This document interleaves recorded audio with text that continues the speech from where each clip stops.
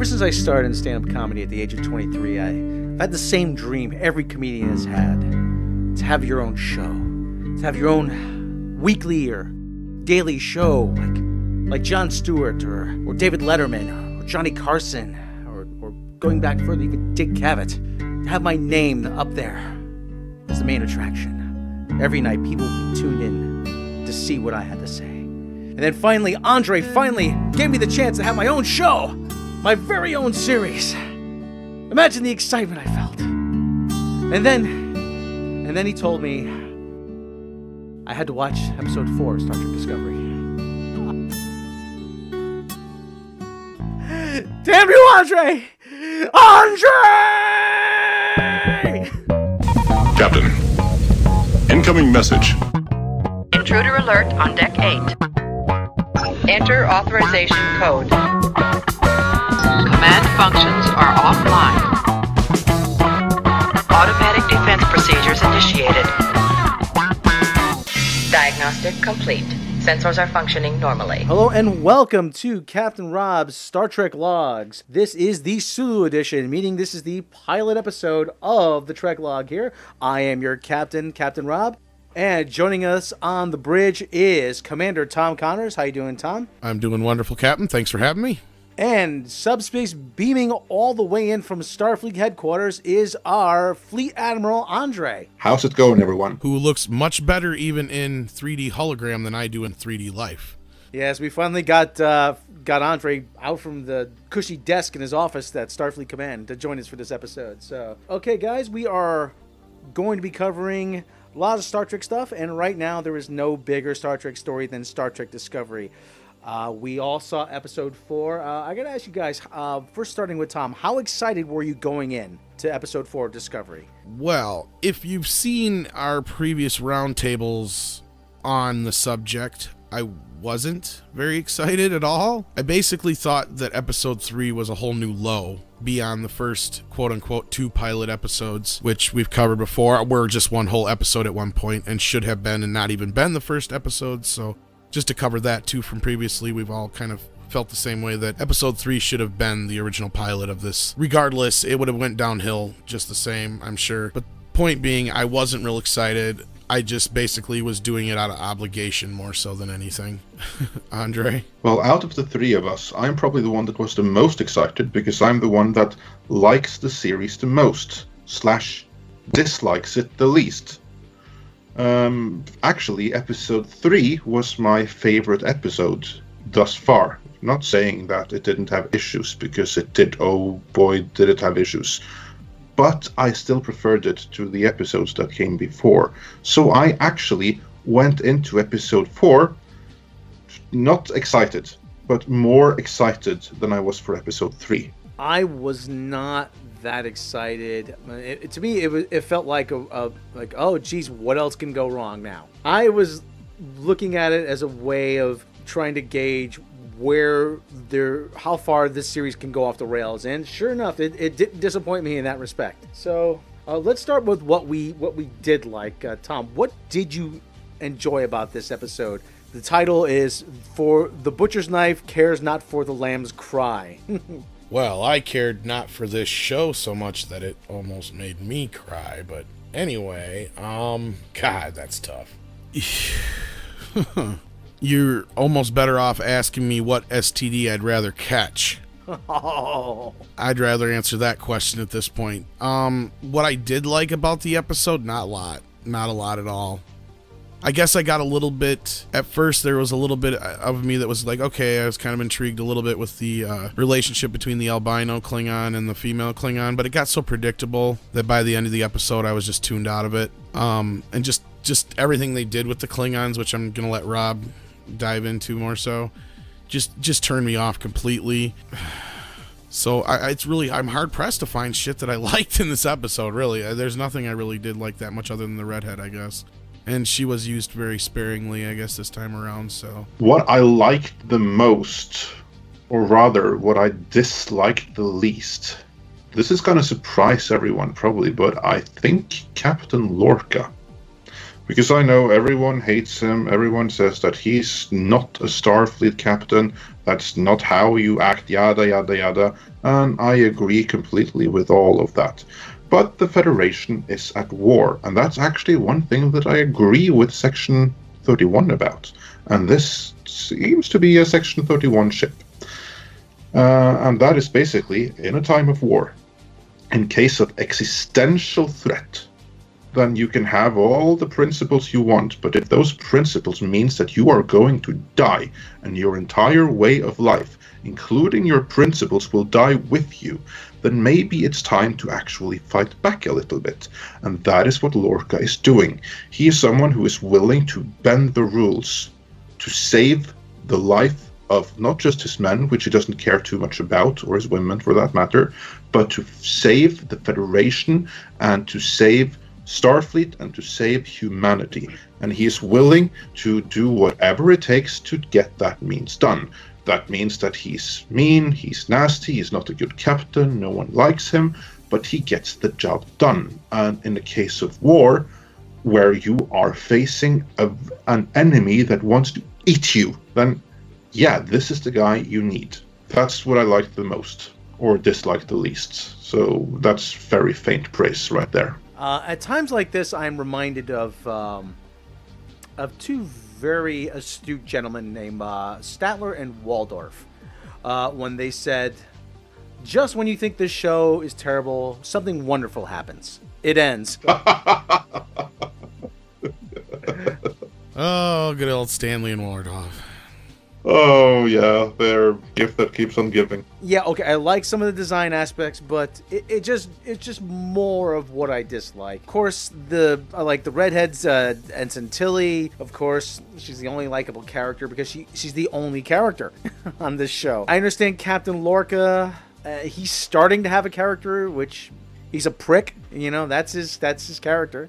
Andre said it best. He's just like Admiral Marcus. I mean, he's more of a general than he is a quote-unquote captain of a starship. And don't even get me started on all the crazy shit that this ship can even do. But anyway.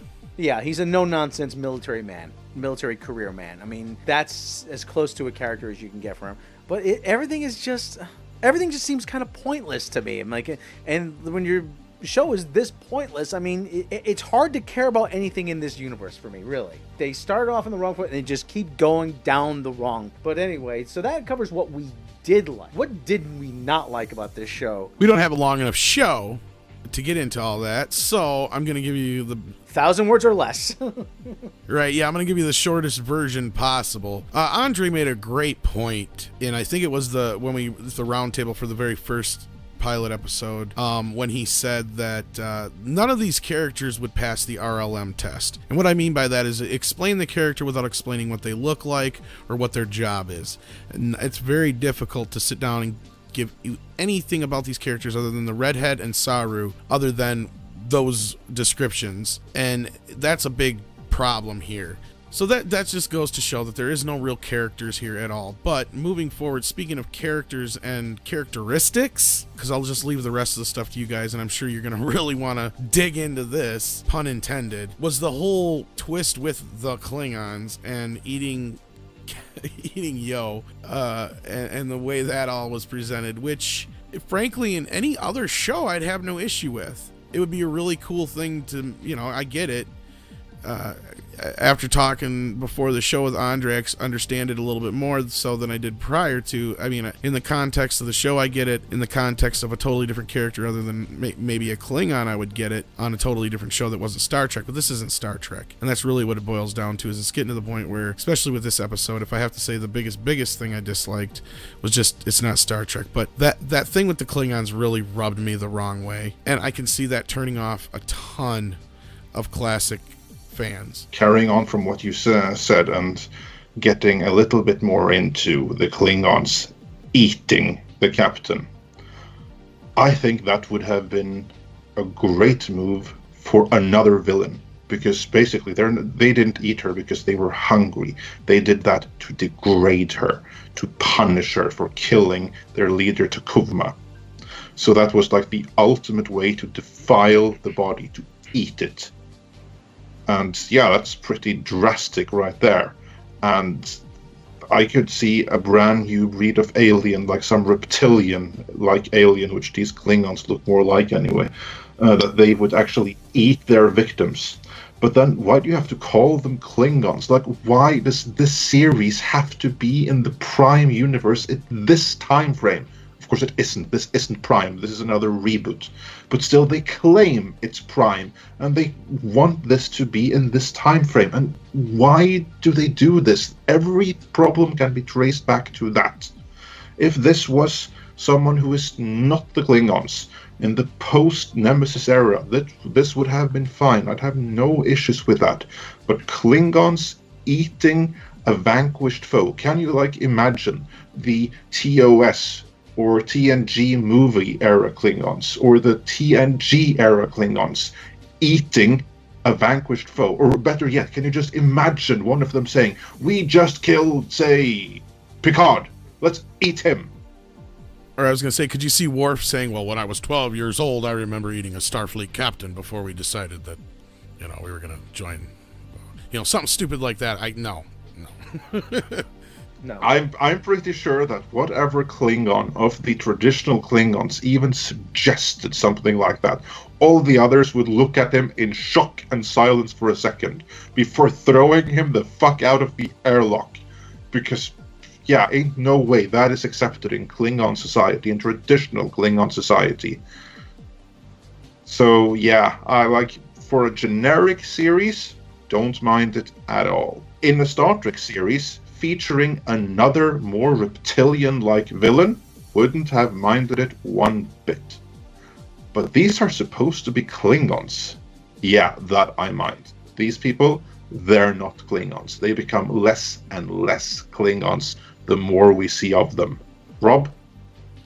Yeah, oh god. It's a huge laundry list of things I have wrong with this episode and the whole series, and in particular, like you said, if this were another alien race, you would be able to get away with this, but not the Klingons. I mean, you could have them allude to you know, the flea, but they don't take prisoners. What do they do with the captives? They eat them. You know, that would be, you know, the shock value alone like that is not unfamiliar to something Star Trek related.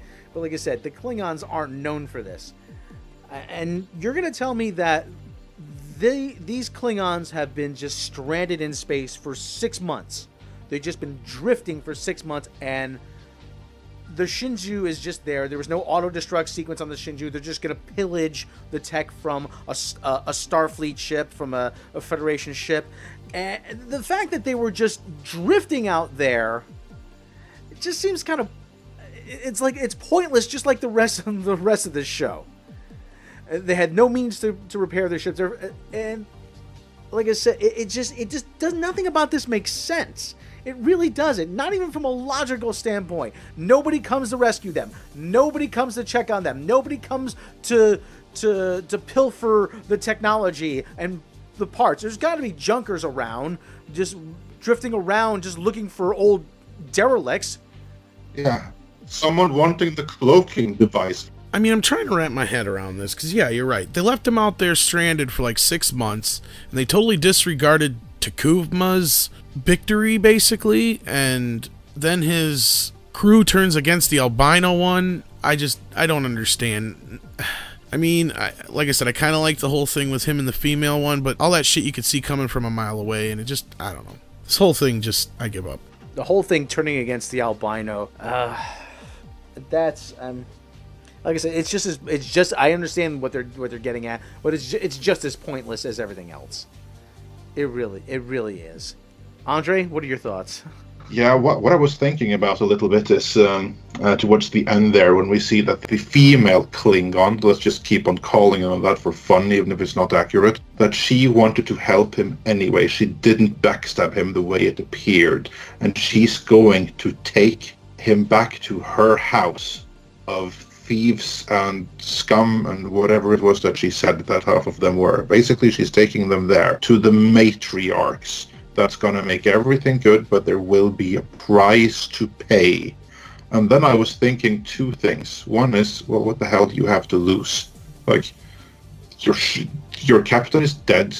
You're an outcast. You have no family. Your people have turned against you, so what you have to lose? That was one thing. And the other thing is that, whoa, okay, so he's going to pick up some special skills or something like this, and he's going to be trained by matriarchs? I'm starting to see some Dune similarities here. Not the first ones in this episode. Like, are they the Bene Gesserit Sisterhood stand-ins? Well, speaking of Dune, there's actually a similarity between Dune that we saw in this episode involving the spore drive. Which is being called pixie dust online, by the way. Pixie dust, yeah. Andre, you're the big Dune fan here. What did you think about that? About the similarities between this and the spice, so to speak? Yeah, I couldn't believe it when I saw it. Like, okay, so this animal, this insect, this oversized insect, which has then detailed knowledge of the universe, probably through a connection with the yeast infection that is spread throughout the universe that they're traveling on, works as a spacing guild navigator. Fantastic. So they have a spacing guild navigator. Spores must flow, I guess. That was my thought. I was like thinking, I wonder how many people actually pick up on this. Looking on the internet, yeah, quite a few. So I'm glad that they didn't get away with that. Do I like the idea? Not sure I like traveling on fungus infection to begin with. It was funny. Did you say spacing guild or massing guild? Because, yeah, the yeast infection thing just has me going crazy. Oh! Yeah, being in the future. So, Tom, what's your take on the new spore drive powered the SS Discovery powered by ragweed? Well, they've managed to out Medi-chlorians. They've done it. You know, I've gotten to that point where if anybody who wants to bitch about Star Trek 09 and Into Darkness and all that kind of shit and what JJ did to the series, I think now's the time where you can kind of just look back and say, you know, that wasn't as bad as this, and at least find a common ground to find your own peace with that. People are calling it pixie dust online, and it is. It's magic pixie dust. This stuff is driving me nuts. And obviously, like we've hinted at before, this is probably just going to be a door to the mirror universe, and we're actually in a mirror universe, and then we're going to see the actual quote-unquote prime timeline in a mirrored universe. But it just baffles the mind at why they would even come up with something like this to just even create that gaping hole of why would they never have used this in the future. And then you add in, like you said, all the Dune kind of, it almost seems like they're references at this point, because it is so almost on the nose with certain things, and just the whole idea of it all, and how Burnham figured it out was preposterous as well. Just have to say, though, I'm all in favor of Dune references because I am a fan of Dune. However, this is just distracting. Or they didn't do it in a clever way. Yeah, exactly. It just pulls you out. It's like, wait, so now they're going to traverse the universe in a Dune reference. Yeah, that's what it is, yeah. And like Tom said, a good point that Tom said, this is just a gateway. I really do have the feeling this is gonna be how they're gonna squash the universes together, how they're gonna squash the timelines together. You know, the drive is activated. Where's it taking us? It's taking us somewhere. And they appear, and everything is as it was before. It seems like they have a built-in Deus Ex Machina to me. It really does. But they wouldn't even known about this whole thing with the Navigator, as we call her, the Ultimate Red Shirt, didn't get torn apart by the creature, by Ripper, as it were. Which that in itself, you kind of saw that coming a mile away, didn't you? Basically, that whole way that Burnham figured that out was so dumb, and the way it was set up, and the way that basically the Ultimate Red Shirt security officer, I think she was, died. It just was mind-numbingly fucking stupid. And pardon my French there. Here's my big problem. You had someone who was almost a character, and you killed her. Why? Why did you do that? And they committed character assassination in the process. This is my main issue with Discovery. If we go back to all previous Star Trek series, what is their prime appeal? It's not the special effects. It's not always the quality of the storytelling, which can be a very mixed bag. It's the characters. It is how well written the characters are that become alive to us, because they have a clearly defined character that still evolves and goes through an arc. We know how they are going to react in different situations. The actors know they are consistent, they are characters. In Discovery, so far, there are hardly any characters. These writers are not skilled at doing that. What you have instead are cardboard cutouts, just wandering from one scene to the next, doing whatever is required of the scene. In this scene, it was required to make Burnham look good. They had needed to have a stupid oath, go and sacrifice him or herself, opening the door for the Ripper. And then they had the character that gave this beast the name Ripper, because it'll tear you to shreds, and no conventional weapons work on it. So what did she do? She did not check to see if the sedation had actually hit and worked. She just opened the door, went at it with the gun, and was torn to shreds. What did she think was going to happen? Well, she didn't think, because she's not a character. She's just scribbles on a piece of paper that a poor actress had to embarrass herself through. Right, to use a popular phrase that Rob and I like to use on the After Dark podcast, shit happens because show.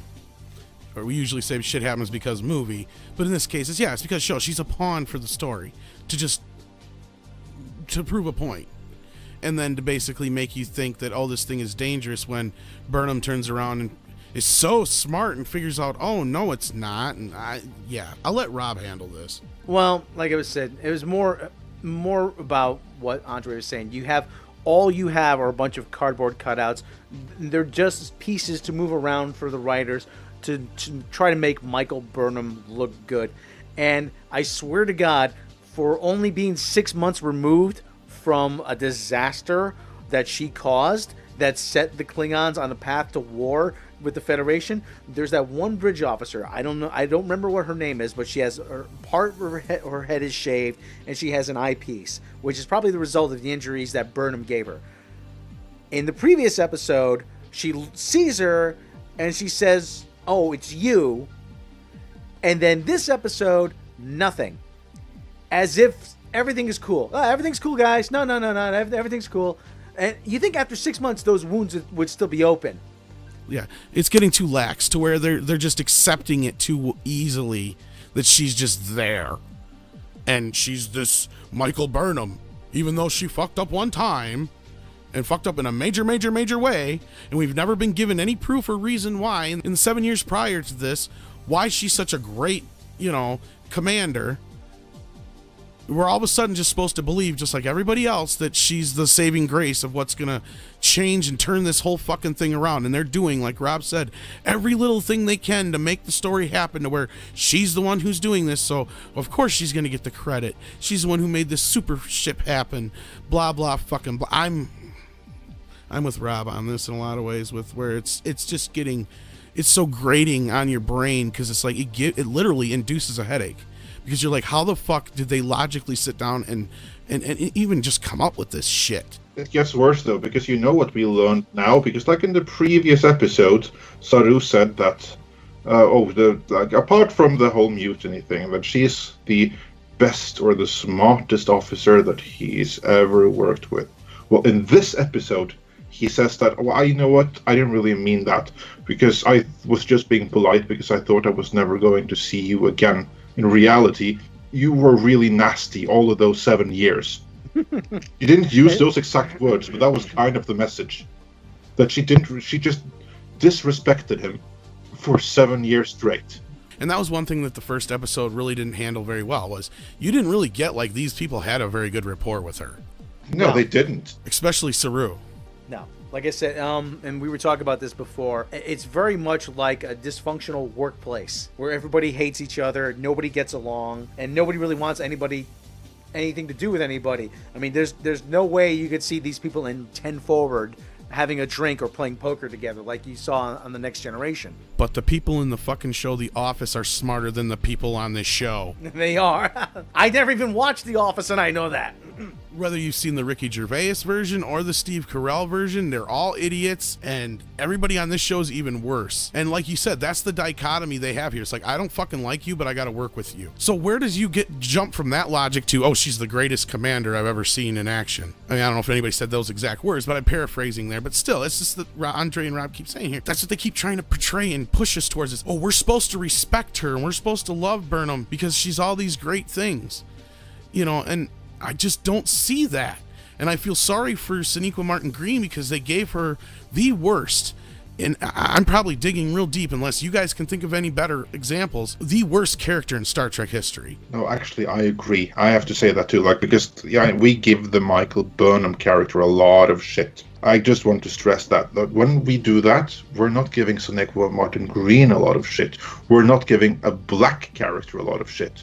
We are giving the writers, Gretchen Moll and Aaron Harbuds, a lot of shit, because they were Battlefield promoted up to showrunners after Brian Fuller was dumped from that role, and they weren't up for it. And the people they are leading in the writers' room, I don't know exactly what is going on there, but they have failed so miserably at creating likable characters, or even consistent and whole and rounded characters, and they failed the worst of all with Michael Burnham, who they have made completely and utterly unlikable without redeeming features. Oh yeah, she's super smart. Like, I don't like to use the word Mary Sue.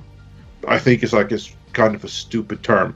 But the more I see of what they're doing, like all the miracles that she's doing, like, this is not a real Vulcan.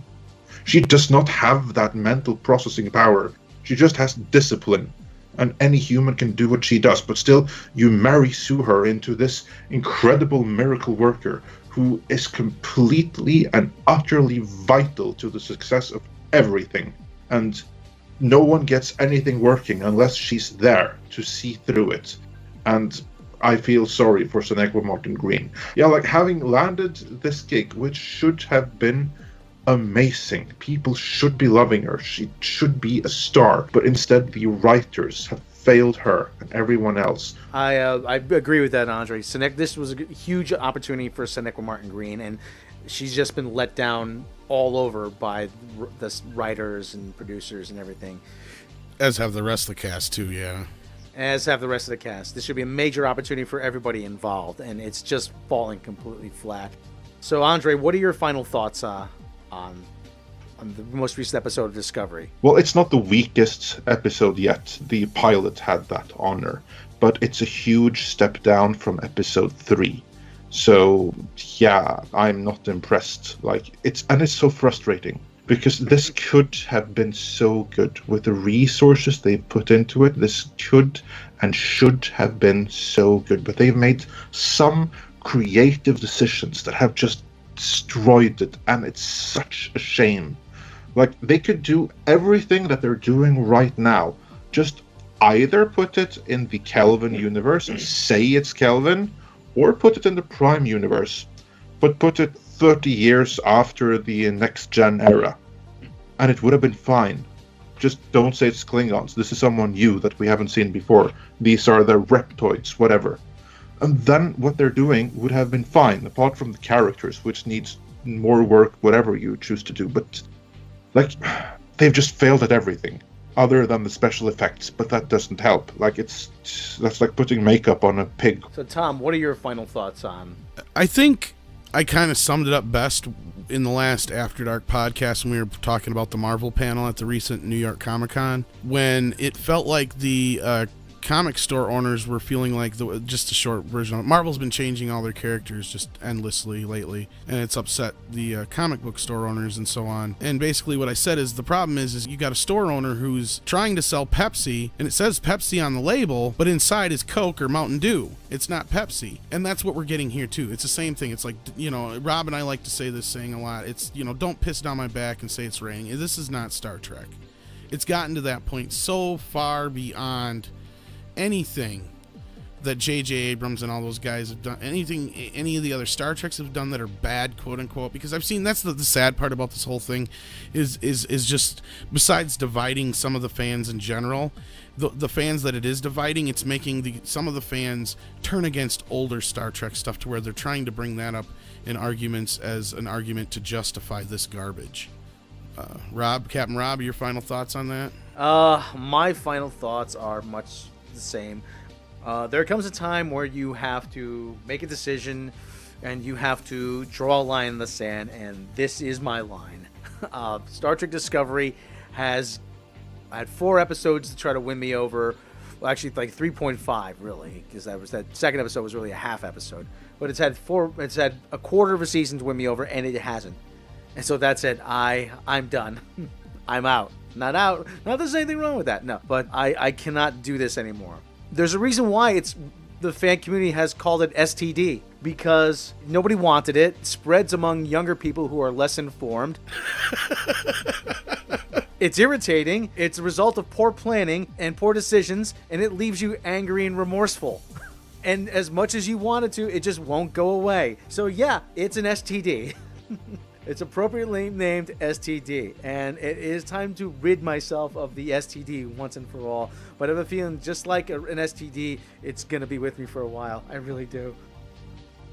But fortunately, we do have something that makes up for it, which is what we call Star Trek Orville. So guys, our thoughts on episode 5. Tom, your thoughts on episode 5 of the Orville, titled Prius, guest starring Charlize Theron. Yeah, and of course she co-starred with Seth MacFarlane in A Million Ways to Die in the West. I thought it was a really good episode. It wasn't as good as the last 2, but it was still good, and outside of a few issues I had with the ending that have not so much to do with the episode other than just quantum physics and how, because I love time travel, and I love kind of studying it in an amateur kind of way. So if somebody can explain the ending to me a little bit better, that'd be great. But the way I understand how paradoxes work and stuff, the way the ending works, it doesn't make sense that she disappears. And why I say that is because, yes, she wouldn't be able to come back to do this whole thing, but if that's the case, they've created a paradox because then she never came back to save them from the black hole to begin with,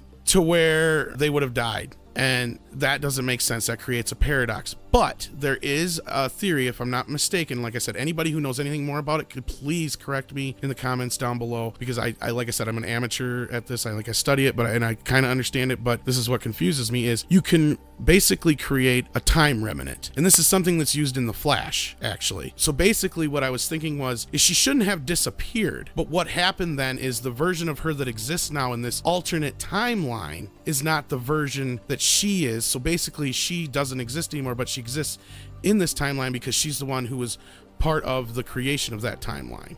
So the way that works is, yes, she would still be there, but if she went back to the future, to use a popular term, the future she goes back to would be like the alternate 1985 Marty McFly went back to. Yeah. So there would be another version of her that was not the version that went back originally. So she created an alternate timeline, and this is just, like I said, a time remnant thing. So if she would have stayed there at the end of the episode and either been a part of the show going forward or whatever they decided to do with her character, that would have made more sense. The moment she disappeared, it created a paradox for me. So I'm like, well, then how did they survive? And all this other shit that just follows that. So like I said, if somebody understands that better and can explain it to me, great. If you guys understand it better, explain it to me, great. Otherwise, I love the episode. So go ahead, guys. That's all I had to say. Andre, what did you think about that episode 5? Well, I thought it was a little bit disappointing, to be honest. I liked it. It's not my favorite. I still prefer episode 3 and 4 to it. But it was still better than episode 2 and much better than episode 1. My favorite part of the episode was Isaac, and learning more about the robot, and especially when he came out with the Mr. Potato Head gear. Fantastic. I just loved it. And you see, this is exactly what I mean. Orville has characters. We are learning to get to know all of these characters, and we're getting to grow with them. And yes, as we know them better, the more we like them, because these are all likable characters. Like with Bort saying in the beginning, like that's not funny. And then another thing, that actually would be funny.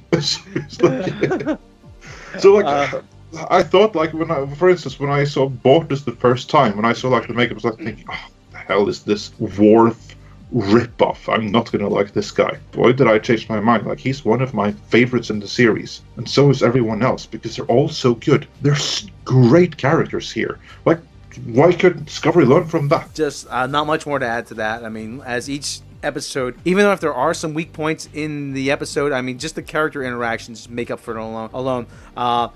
Isaac getting back at Malloy, cutting off his leg. That whole thing, and that's what I was saying. This episode, of all the episodes so far, had the best humor. that was great. And it landed every time. Yes. And these are jokes you can easily see on any episode of Next Generation, too, as well. I mean, yeah, they weren't all deadly serious all the time on Next Generation. They did pepper in some lighter moments. But, like I said, these are the jokes that work. And this show just keeps getting better. It just keeps getting better. And, like, you want to spend time with these characters. And that's the important part. That these are characters you want to spend time with, even if they're just hanging out. You want to see them interact with each other. And that was the one thing they showed in the beginning. Priya at the cocktail party at the reception, and everybody was just hanging out together. I mean, those are, you think, are throwaway moments, but that's important. It builds characters. You get to see other sides of them. And hopefully the Orville can keep this going. It looks like it's this, and Seth MacFarlane has said he expects a season 2. I so hope it gets a season 2. Like, this is a series I'm really enjoying. Like, this is my favorite series on TV, not just now, but for a really, really long time. And speaking of characters, like, for instance, this moment between Malloy and the unconscious Isaac, with him telling him basically, yeah, I know I screamed at you, but that was really the best prank ever. Like, such a character moment. The only thing is, we haven't seen yet a whole lot yet from Lamar, the soda drinking helmsman. But I got a feeling we're going to be seeing more of him coming soon. So very soon, maybe even the next episode. The show is taking its time properly in introducing these characters. It's not rushing it. It's giving each character quite a few moments, different characters in every show, to where they're not, overdoing it, but they're not wasting those opportunities as well. One thing I did notice, though, too, was that in Discovery, they came out of warp close to the sun. And that was almost the same scene as we saw in the Orville. So, one borrowing from another. I mean, well, it's kind of a used kind of thing. You appear out of warp into an unknown situation, but the scenes are just so similar to each other. Well, and considering Seth MacFarlane probably had no idea what they were truly doing over on STD, this I think is just a happy accident of getting to see somebody doing it much better than the other. Yeah. And before, that's the funniest part. Like, Orville aired on Thursday, while Discovery had almost the same scene the following Sunday. So yeah, Discovery kind of came across like an also ran right there. Also ran, didn't run. A lot of things you could say about Star Trek Discovery. We run out of time. Running out of time, yes. Running on empty. Now I owe Jackson Brown a 3-cent royalty. You see, you're already in the hole on your first fucking show, Rob. There you go. But anyway, we're going to close out this transmission of Captain Robb's Trek Logs for Stardate 2017 1010.7, I believe it is. So we'd like to thank Commander Tom Connors for joining us. It's been a pleasure, Captain. And before he beams out back to Starfleet Command, we'd like to thank Fleet Admiral Andre. Always a pleasure, gentlemen. And I am Captain Robb, and we are going to end transmission. If you like this video, then please hit that subscribe button. Due to recent changes by YouTube, we'd also like to ask all of our subscribers to please hit that bell icon. That way you'll be notified when new content is uploaded. If you enjoy our content, then please consider supporting this channel through Patreon. As thanks, patrons will receive early access to mini documentaries, exclusive behind-the-scenes videos, special Lost episodes, and more. Please join us for more spin-free news and analysis of your favorite genre movies, as well as backgrounds and context of your favorite characters, and roundtable discussions here at Midnight's Edge After Dark.